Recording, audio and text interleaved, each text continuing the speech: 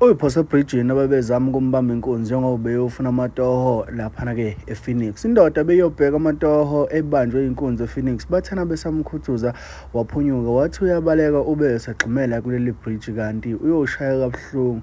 Ubesaphila ezikhulumela ukuthi kwenzekeni wabuye washona abe-ambulance bengakafiki. Ingane zakwethu izimo zibuhlungu njengamanje izinto ezenzakalayo njengoba-ke abantu bebanjwa iy'nkunzi left and right. Njengoba umfowethu-ke eshone abe-ambulance bengakafiki laphana uthe mangabe echazela laba ubabona esithombeni washo ukuthi cha bebethi bambamba inkunzi uthe esaphunyuka wayephosa khona-ke laphana ebridgini ngenxa-ke yokuyivikela kodwa-ke akabange sakwazi ukuthi aqedele noma-ke abe-ambulance befike nosizo lokuqala umphefumulo wakhe ube usuphelela khona laphana. Mntana sekhaya angeze uvula yakho laphana nge-comment section ukuthi ngampela uthini wena ngalolu daba. Ungakhohlwa ukusubscribe wenze uyiphosa ebridgini ababezama ukumbamba inkunzi njengoba beyofuna amatoho lapha.